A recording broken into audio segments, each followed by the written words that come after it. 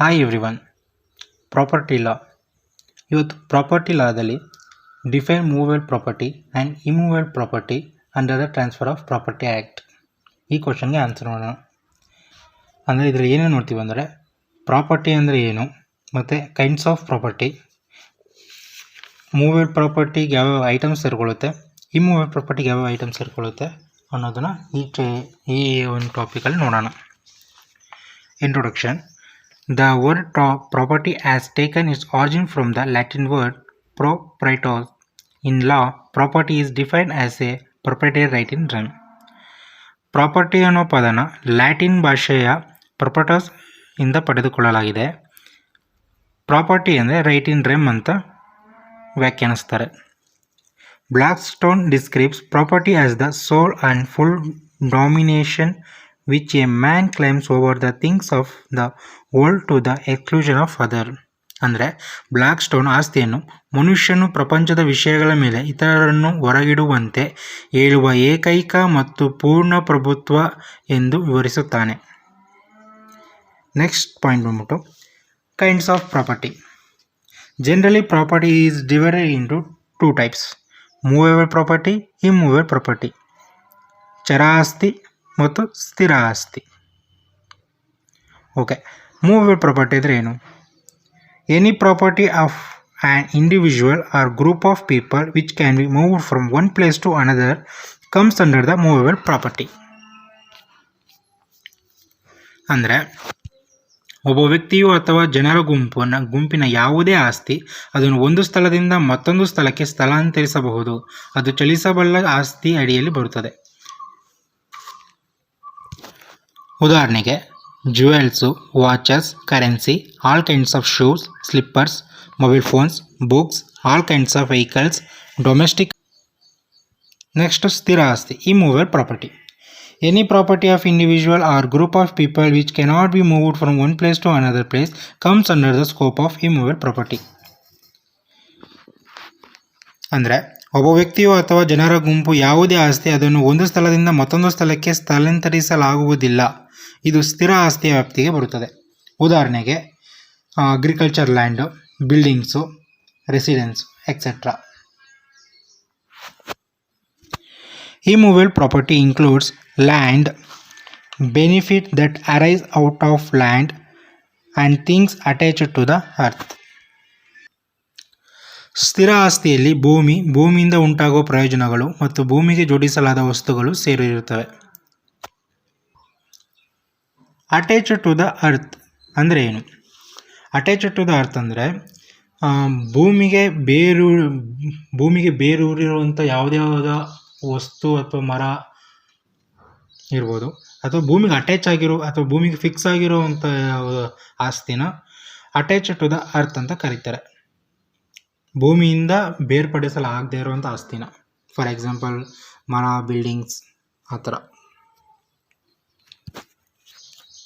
Next subheading items includes in immovable property. The following items have been included to be immovable property: right to collect rent, ferry right and right of way, debit secured by mortgage of immovable property, hereditary office, right to receive future rent and profit of land, equity of redemption, reversion in property released, reversion in property leased, mortgage in immovable property.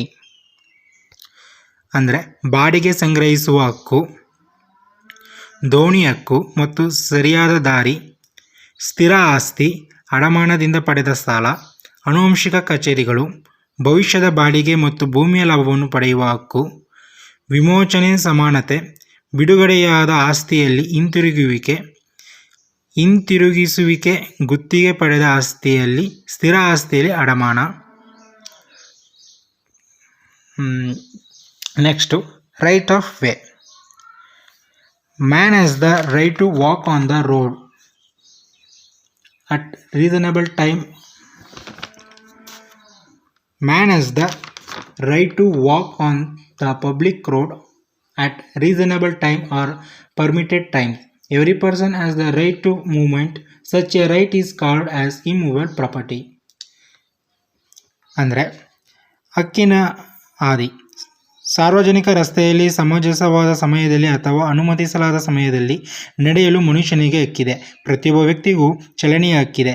ಅಂತಹ ಹಕ್ಕನ್ನು ಸ್ಥಿರ ಗುಣಗಳ ಲಕ್ಷಣಗಳನ್ನು ಎಂದು ಕರೆಯುತ್ತಾರೆ. Right to water. Every person has the right to enter the river, stream and pound and to use and enjoy the water for personal happiness. This right is called as right to water. This is also an immovable property. ನೀರಿನ ಹಕ್ಕು. ಪ್ರತಿಯೊಬ್ಬ ವ್ಯಕ್ತಿಗೂ ನದಿ, ಕೊಳವನ್ನು ಪ್ರವೇಶಿಸಲು ಮತ್ತು ವೈಯಕ್ತಿಕ ಸಂತೋಷಕ್ಕಾಗಿ ನೀರನ್ನು ಬಳಸುವ ಮತ್ತು ಆನಂದಿಸುವ ಹಕ್ಕಿದೆ. ಈ ಹಕ್ಕನ್ನು ನೀರಿನ ಹಕ್ಕು ಎಂದು ಕರೆಯಲಾಗುತ್ತದೆ. ಇದು ಕೂಡ ಸ್ಥಿರ ಆಸ್ತಿ. Right to fishery. Government gives them permission for certain people to enter the rivers or pond to collect the fishes. Such person have to pay the tax or fees to the government. Such person have the right to catch fishes. Such a right is called an immovable property. ಮೀನುಗಾರಿಕೆ ಹಕ್ಕು. ಕೆಲವು ಜನರು ಮೀನುಗಳನ್ನು ಸಂಗ್ರಹಿಸಲು ನದಿಗಳು ಅಥವಾ ಕೊಳಕ್ಕೆ ಪ್ರವೇಶಿಸಲು ಸರ್ಕಾರ ಅನುಮತಿ ನೀಡುತ್ತದೆ. ಅಂತಹ ವ್ಯಕ್ತಿಗಳು ಸರ್ಕಾರಕ್ಕೆ ತೆರಿಗೆ ಪಾವತಿ ಅಥವಾ ಶುಲ್ಕವನ್ನು ಪಾವತಿಸಬೇಕು. ಅಂತಹ ವ್ಯಕ್ತಿಗಳಿಗೆ ಮೀನು ಹಿಡಿಯುವ ಹಕ್ಕಿದೆ. ಅಂತಹ ವ್ಯಕ್ತಿಯನ್ನು ಸ್ಥಿರ ಆಸ್ತಿ ಎಂದು ಕರೆಯುತ್ತಾರೆ. ನೆಕ್ಸ್ಟ್ ಪಾಯಿಂಟ್ ಬಂದ್ಬಿಟ್ಟು right to ferry. Government gives the permission for certain people to run the boats for the transportation of the people and the goods. The boat's owner must pay the tax to the government. Such a right to transport of the people and the water on the river is called the right to ferry. Such a right is also an immovable property. ದೋಣಿ ಹಕ್ಕು. ಜನರು ಮತ್ತು ಸರಕುಗಳ ಸಾಗಾಣಿಕೆಗೆ ದೋಣಿಗಳನ್ನು ಓಡಿಸಲು ಕೆಲವು ಜನರಿಗೆ ಸರ್ಕಾರ ಅನುಮತಿ ನೀಡುತ್ತದೆ. ದೋಣಿ ಮಾಲೀಕರು ಸರ್ಕಾರಕ್ಕೆ ತೆರಿಗೆ ಪಾವತಿಸಬೇಕು. ನದಿಯ ನೀರಿನ ಮೇಲೆ ಜನರು ಸಾಗಿಸುವ ಅಂತಹ ಹಕ್ಕನ್ನು ದೋಣಿ ಹಕ್ಕೆಂದು ಕರೆಯುತ್ತಾರೆ. ಅಂತಹ ಹಕ್ಕು ಸಹ ಸ್ಥಿರ ಆಸ್ತಿ ಆಗಿದೆ. ನೆಕ್ಸ್ಟ್ ಬಂದ್ಬಿಟ್ಟು fruits bearing trees. The fruit bearing trees like apple tree, mango tree, orange tree, etc.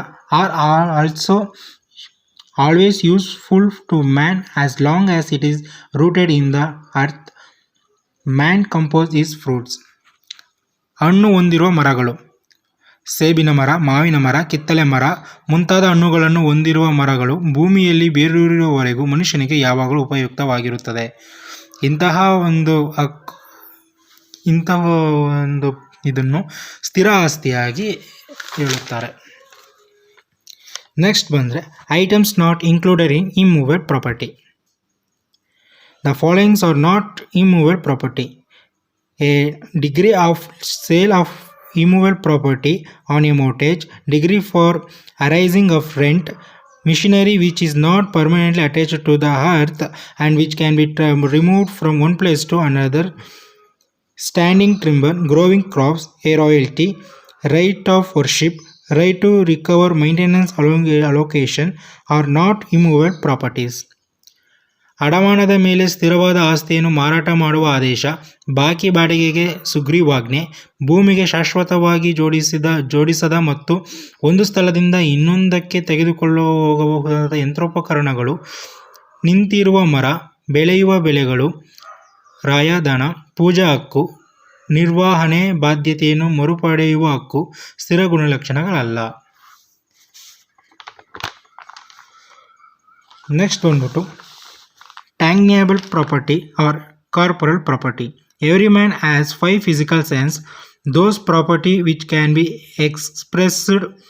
experienced by the physical sense are called tangible property or corporeal property.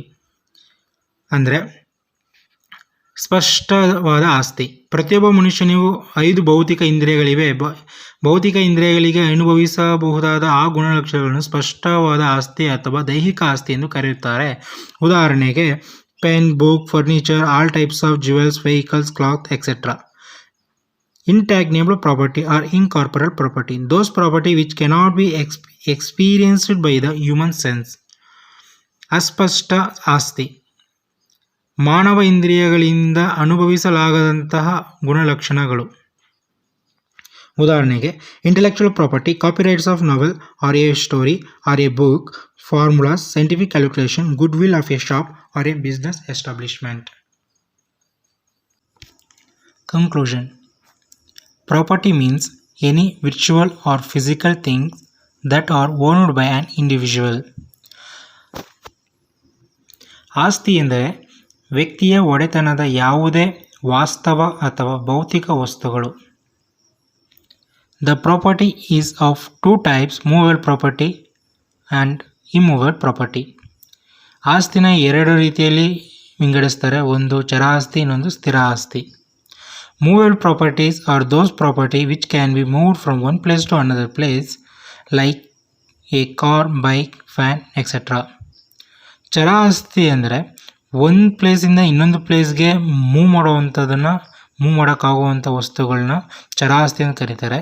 ಉದಾಹರಣೆಗೆ car, bike, fan etcetera. Even A standing crop is sometimes property.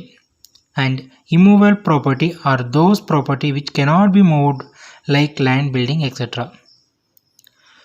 ಸ್ಥಿರ ಆಸ್ತಿ ಅಂದರೆ ಯಾವ ಒಂದು ವಸ್ತುವು ಒಂದು ಜಾಗದಿಂದ ಇನ್ನೊಂದು ಜಾಗಕ್ಕೆ ಮೂವ್ ಆಗೋದಿಲ್ವೋ ಅಂತಹ ಒಂದು ಆಸ್ತಿಗೆ. Thank you for watching my video.